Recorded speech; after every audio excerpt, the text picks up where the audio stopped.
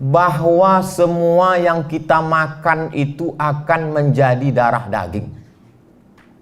Gaji, pendapatan. Ustaz Somad, yang kami keluarkan zakat ini apakah gaji saja Pak Ustadz? Semua, saya bilang. SPPD, uang sifat, uang tunjang, uang sundul, uang tanduk. Total semua dapat 10 juta, 2,5%, 250 juta. 1 juta 25.000, 1 juta 25.000, 10 juta 250.000. Dapat 100 juta, 2,5 juta. Dapat 1 miliar, 5 juta. Semangkok nasi lemak. Saya tak setuju kalau nasi lemak apa Ustaz? Oke, ketupek gulai paku. Tak usah kita permasalahkan masalah ini. Lalu kemudian semangkok bakso dibeli dari duit haram, disuap dengan doa Allahumma barik lana fima razaqtana wa qina azabannar. Berubah dia ayyuma lahmin, setiap daging di badan, nabata min haramin, dia tumbuh dari yang haram, fannaru aulabih, tempatnya api neraka. Turun Abdul Somad dari Masjid An-Nur, tegak di bawah, di atas timbangan. Timbangan duduk. Jamaah-jamaah silakan naik. Wah, tentu Ustadz duluan. Ustadz tuh selalu terdepan.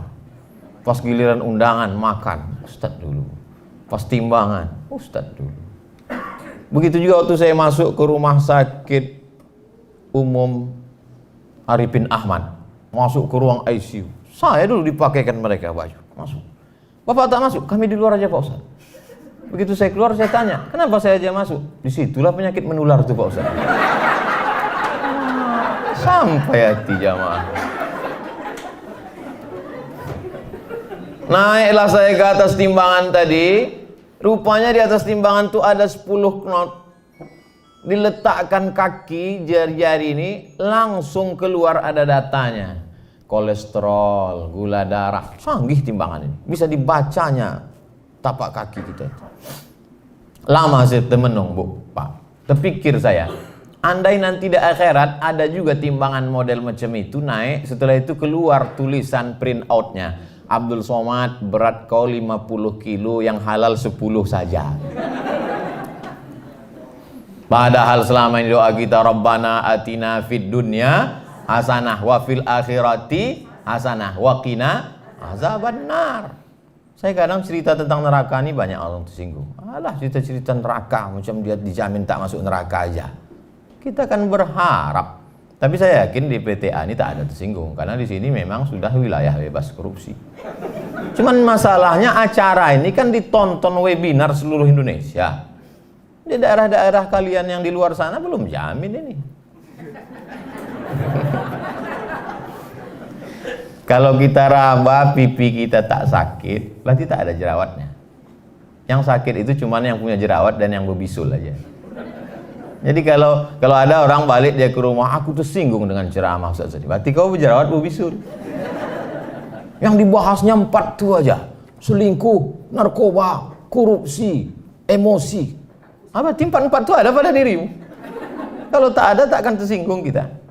Itu maka ibu-ibu di PTA Pekanbaru ini senyum-senyum aja. Kenapa? Mereka bersih, tak ada itu dalam diri dia. Yang tak senyum saya tak tahu, orang pakai masker. Apa yang dimuliakan Allah Subhanahu wa taala. Jadi selalulah itu kita pikirkan bahwa ini duit haram. Ceramahlah saya. Pas ceramah, Ustadz ini ungkapan terima kasih kata dia. Iya kata saya. Biasa orang kadang kasihnya koper, begitu dibuka ditengok isinya kapal selam. Dari Palembang, tempe kapal selam. Buka mata, minum cukup. Saya tengok, paling-paling ini kerupuk, kadang kerupuk. Tapi sekali ini lain. Saya buka, saya tengok, duit. Berdebar saya. Mau diambil. Tak masuk akal, masa ceramah 1 jam duitnya sebanyak itu. Mau tak diambil, mubazir. Mubazir ini. Tapi terpikir saya, lu kuambil, ku belikan ke beras, makan haram anakku. Datang setan berbisik, belikan aja ke mobil. Akhirnya saya serahkan ke masjid untuk pembangunan masjid. Habis, tak ada. Makanya saya pribadi tak ada. Mungkin bayangan orang, coba tengok situ tulis, wow, Ustadz Somad, ada Ustadz rumah orang dari emas dindingnya. Tidak. Kenapa? Karena saya selalu berpikir bahwa kalau saya mati nanti, dan memang saya yang meletakkan almarhumah emak ini ke liang lahat, saya langsung. Saya letakkan ke liang lahat, saya ambil tanah bulat-bulat itu letak ke tengkuknya. Karena kalau tak diletakkan tanah di tengkuk itu, jasad itu terlentang lagi. Diletakkan di tengkuk, hadapkan muka. Orang meninggal tuh, Bu, meninggal tuh Pak, hidung ini ditempelkan ke dinding. Ini dinding, hidung tuh tempel. Bapak Ibu kalau mau merasa di liang lahat, nanti malam tidur letak di dinding. Tempat tidur saya menempel ke dinding. Jadi kalau saya tidur malam, saya menghadap ke dinding, hidung saya tempelkan ke dinding. Beginilah aku mati nanti liang lahat. Supaya kita ingat betul. Kadang ceramah ini tak masuk lagi ke telinga, termasuk saya. Siapa mau menceramahi saya? Sengaja saya pakai topi, pet, pakai baju kaos, datang saya mau mendengarkan ceramah. Kita ini tak boleh hanya menceramahi orang, kita mesti dengar ceramah supaya tahu kita rasanya diceramahi orang. Jadi saya mau mendengar lah ini. Dengar. Apa kata pengurus masjid? Karena kebetulan hadir bersama kita Ustadz Abdul Somad, maka kami mintakan supaya memberikan kultum. Astagfirullah. Saya tak pakai peci, saya bilang. Pakai peci saya. Akhirnya buka tapi pakai peci. Pecinya tak masalah, baunya yang luar biasa.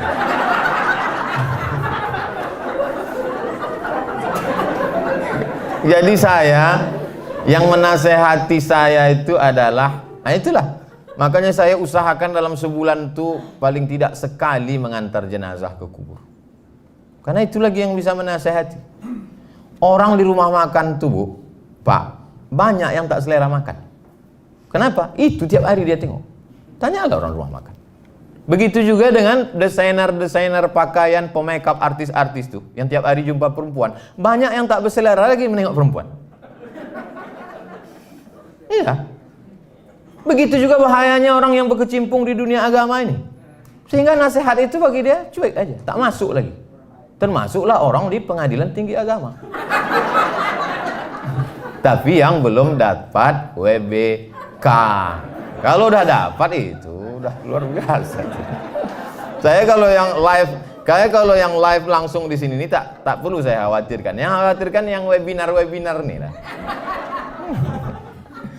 Bapak Ibu yang dimuliakan Allah Subhanahu wa taala.